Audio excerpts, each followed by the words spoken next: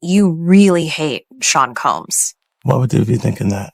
Because of the things that you post on Instagram, Yeah, because of the... Look at this. And let's stop for a second and do say that I hated him enough to hire his kids. And we've never done anything to each other. So it's just competitive energy and things that you say about other artists while you're in hip. Because there's a point where it kind of gets aggressive. He says, like, you're going to find out, like how I'll handle this. Like, and that's an attorney want to be combative with another attorney. That's not like your publicist would say those things.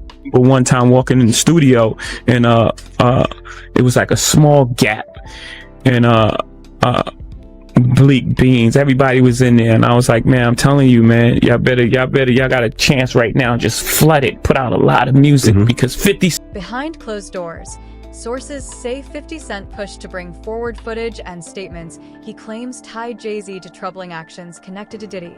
Not loose gossip, but pointed accusations suggesting knowledge, potential participation, and efforts to keep certain truths buried. Rather than retreat or soften his stance, 50 stood firm, later confirming the material is real and in his possession. He didn't backpedal, didn't lie, and made it clear the footage exists and he has it. I know, 50, the way you run, this cannot be all that you have. Is there other stuff that you just have not shown? Yeah, well, everything couldn't make the... It was 4 episodes. Right. So sources familiar with the matter say the real weight of the footage lies in what it allegedly suggests. That JayZ was aware questionable actions were unfolding around him and failed to step in. Even more disturbing, they claim there may have been hints he gained from staying silent while others suffered. If proven true, the implications would stretch far beyond poor judgment and into serious legal territory. The unanswered question now is the scale. Just how many people were affected? There was none for her. How many victims potentially do you think there could be? Thousands. I've talked to hundreds that I deal with still myself. I have 3 victims right now who are willing to give testimony about not only what Mr. Carter has done to them, but his wife as well. They're a nasty little couple. They do nasty. Saw JayZ. And he was working with R. Kelly, and they were making so many records together.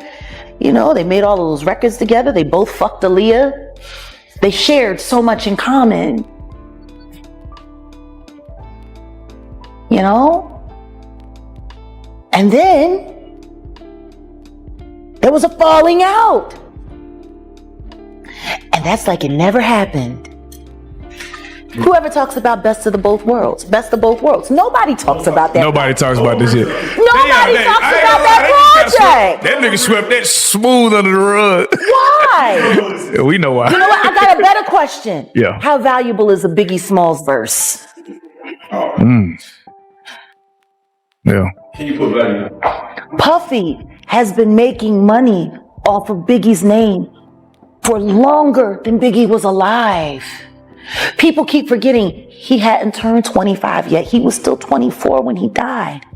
It's been over 25 years. Fucking Puffy has been making money on that boy's name longer than he can live. It supported all of Bad Boy. His catalog. Clearly, a Biggie Smalls verse is very valuable. Am I wrong? Does anybody disagree with me? No, that's facts. So then what the fuck happened to the commission? What happened to that album? Right. It was recorded. It was being mixed and mastered upon Biggie's death. It was supposed to have came out that summer after Biggie's album because Biggie's album was slated. He died a week and a half before his album came out. Then the commission was supposed to come out, and that was supposed to be his exit from Bad Boy. And then starting his own company. So tell me something. And this ain't me being an asshole. I think everybody that knows Sean Carter knows that he will slump anyone in any relationship. If I'm trying to sell something, him and his lawyers, Alex Shapiro, putting a false lawsuit on me. Like, you know, shit like that, devaluing anything that I have or trying to sell. But, you know, or even down to like, we were selling Rockware, right, for like 400 million or whatever. I was going to make $40 million.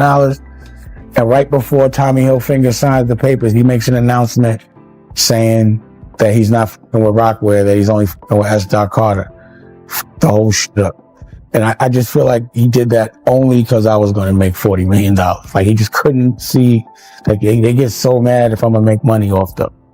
Like, every time I could have made a really big check, he's always stepped in and intentionally fucked it up. Every time. Listen, don't ask me, ask the rest of the industry. Like, you know, that's why I got the fuck away. I mean, one of the reasons. Like Jay, I like the way I would look at it, like if you could compare him to like a character now, I'd say he's like the Penguin. He's like ruthless like that with his friends or people that help him. At least that's how